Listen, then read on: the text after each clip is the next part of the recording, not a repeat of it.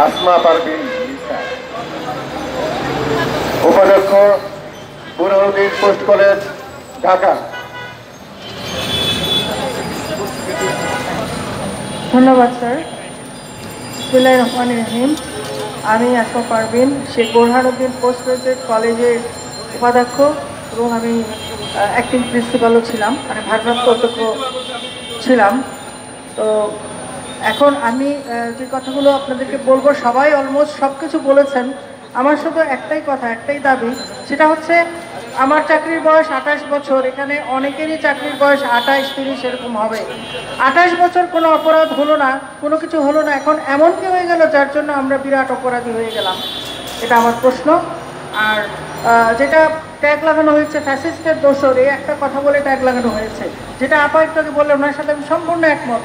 যারা এই ঘটনাগুলো ঘটাচ্ছে তারা ফ্যাসিস্ট, তারা দুষ্কৃতকারী, তারা সত্যিকারের শিক্ষক নয়, তারা চাঁদাবাজ, তারা সন্ত্রাসী। আমি প্রতিষ্ঠানের ভিতরের যে সমস্ত শিক্ষক আছেন, লোভী ক্ষমতালোভী শিক্ষক, যারা শুধুমাত্র পোস্ট দখলের জন্য আজকে এরকম ভিন্ন কাজ করেছেন, আসলে শিক্ষক বলতে আমার লজ্জা হচ্ছে তাদেরকে, আমার লজ্জা হচ্ছে তাদেরকে শিক্ষক বলতে। তারা কি শিক্ষক? শিক্ষকের এই কি আচরণ? তারা ছাত্রদেরকে উস্কে দিয়ে যে কাজটি করেছে, ছাত্রদেরকে তারা কি শিক্ষা দিল আজকে? এই ছাত্ররাই একদিন তাদেরকে লাঞ্ছিত করবে। আমি এই দোয়া করি, আমি এই মানে বিচার আমি আল্লাহর কাছে দিয়ে রেখেছি।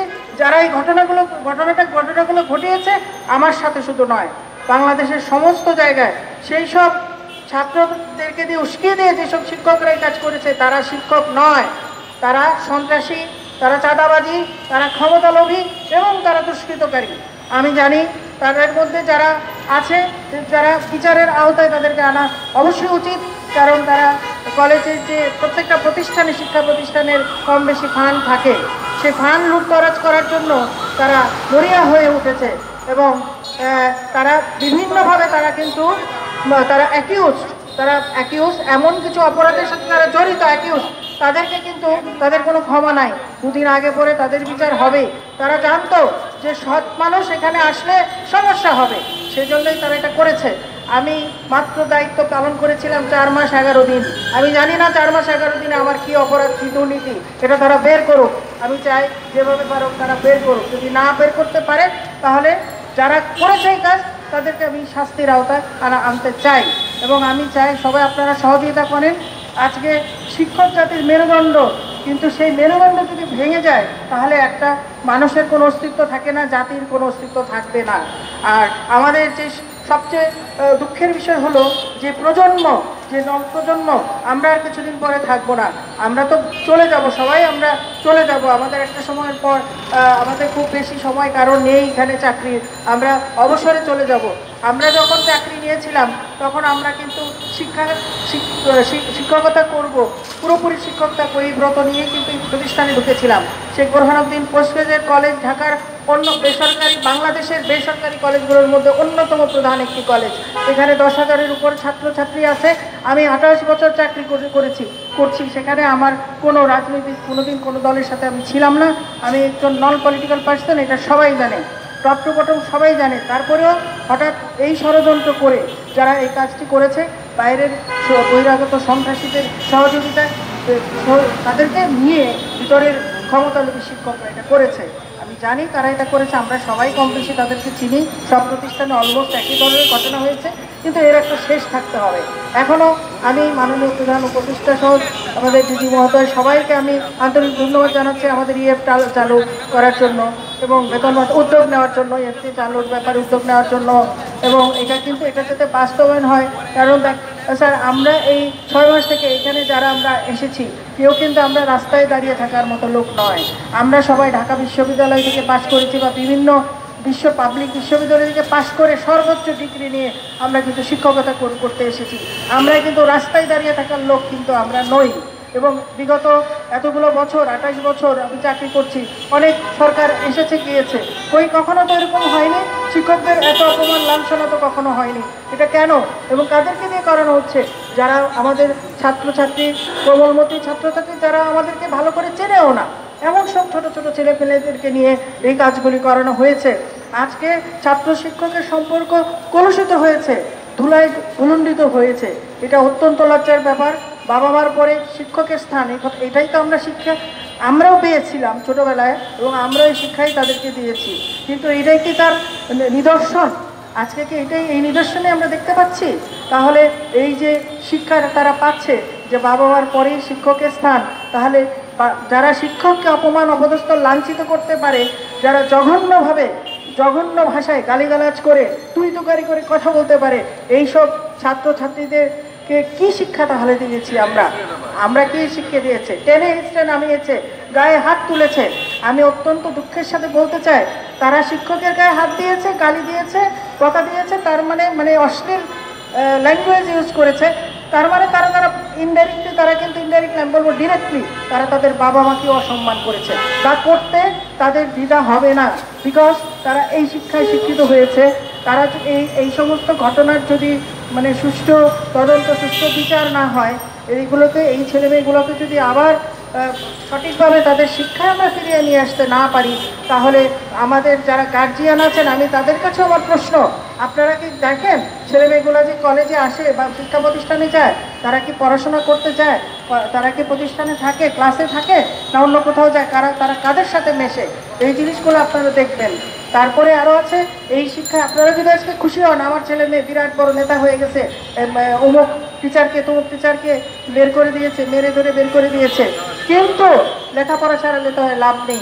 আজকে আমাদের বয়োজ্যেষ্ঠ, তাদের বাবা মার থেকেও আমরা অনেকে বয়সে বড়, কিন্তু এই ব্যবহার করেছে, কালকে নিজের বাবা মার সাথে এর থেকে জঘন্য ব্যবহার করবে। এটাই হচ্ছে আমি বলতে চাই। হ্যাঁ, সমস্ত জায়গায় আমি বলবো এই ছাত্র শিক্ষকের সম্পর্ক এটা যেন আবার ফিরিয়ে আনা হয়। আমরা যারা শিক্ষক, আমার বলতে লজ্জা হচ্ছে, যারা শিক্ষক নামের কলঙ্ক, আমি শুধু বলবো সেই সব শিক্ষক না এরা, আসলে এরা এই যে সবাইকে যে এই শিক্ষাটা দিল, এই যে একটা উদাহরণ হয়ে থাকলো সমাজে, এটা এই উদাহরণ কিন্তু কোনো মানে মানার মতো মানে এমন কোনো উদাহরণ না। বাংলাদেশের, পৃথিবীর, বিশ্বের কোথাও আপনি এরকম উদাহরণ দেখবেন কি? আছে? আমার জানা মতে নেই। এবং এই উদাহরণকে বাংলাদেশে যতদিন বাংলাদেশ থাকবে, এই উদাহরণ কিন্তু মানুষ ভুলবে না এই উদাহরণ। এবং আমরা এই জাতি, আমরা যদি কলঙ্কমুক্ত হতে চাই, কলুষিত মুক্ত হতে চাই, আমরা যদি আল্লাহ তাআলার কাছেও আমাদের ক্ষমা প্রার্থনা করা উচিত। আমরা তো মুসলমান, আমাদের তো একটা বিবেক থাকবে।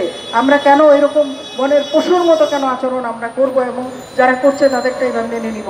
আমি সর্বশেষে বলতে চাই, আমাদেরকে দয়া করে আর আমাদেরকে এইভাবে কষ্ট দিবেন না।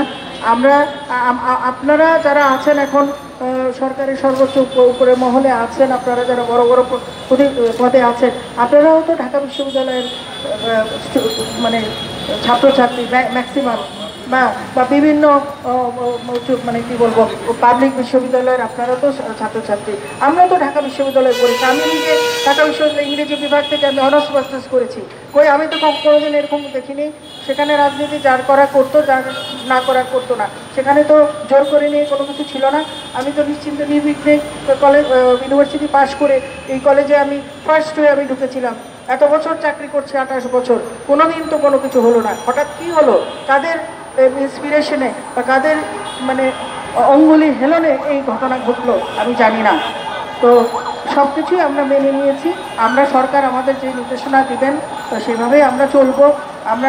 আমরা শপথে ফিরতে চাই। আমাদের একটাই দাবি, আমাদেরকে মান সম্মান আমাদের অনেক দিয়েছে, আর আমাদের মান সম্মান প্লিজ আপনারা যেন মান সম্মান বাকিটুক থাকে। আমাদের বেতন ভাতা চালু করে আমাদেরকে শপথে আমাদেরকে প্রতিষ্ঠিত করার জন্য যা উদ্যোগ নেওয়ার আপনারা দয়া করে নেন। সেটা কলেজে বিভিন্ন প্রতিষ্ঠানের যে প্রতিষ্ঠান মানে কি বলবো যারা পরিচালনা করে, হ্যাঁ, সেই কমিটিগুলোকে আপনারা বলেন। তারপর যেভাবে প্রশাসনিকভাবে যা যা করা প্রয়োজন আপনারা দয়া করে এটা করেন। স্কুল কলেজ এবং মাদ্রাসা এবং যেটাকে বলা হয় বিশ্ববিদ্যালয় কলেজ, সকল প্রতিষ্ঠান, সকল শিক্ষকরা এখানে কষ্টে আছে, নির্যাতনে আছে, অনেকে ঢাকার বাইরে আছে, অনেকে আসতেও পারছে না। কেন আসতে পারছে না? অনেকে কিন্তু এখন আর্থিক সঙ্গতি নেই, অনেকে অসুস্থ হয়ে গেছে, অনেকে মারাও গেছে। এই অপমান অবদস্থ জোর করে জেলখানায় আছেন অনেকে, এবং অনেকে এই পদত্যাগের সময় এমন মানসিক মেন্টাল টর্চার করা হয়েছে, অনেকে কিন্তু সেখানেও স্পট ডেড হয়েছেন, স্ট্রোক করেছেন। তো আমরাও চাই যে এই ঘটনাগুলো হয়েছে, এগুলো আমাদের জন্য মঙ্গলজনক নয়, আমাদের জন্য মঙ্গলজনক নয়। ভবিষ্যতে শিক্ষকতা পেশায় কোনো মানে ভালো মানুষ আসবে না। আর যদি আসে, যদি এই ঘটনারই পুনরাবৃত্তি হতে থাকে, তাহলে জাতির ধ্বংস অনিবার্য। সবাইকে অনেক ধন্যবাদ। আমার ভুল ত্রুটি হয়ে থাকলে আমাকে ক্ষমা করে দেবেন। আসসালামু আলাইকুম।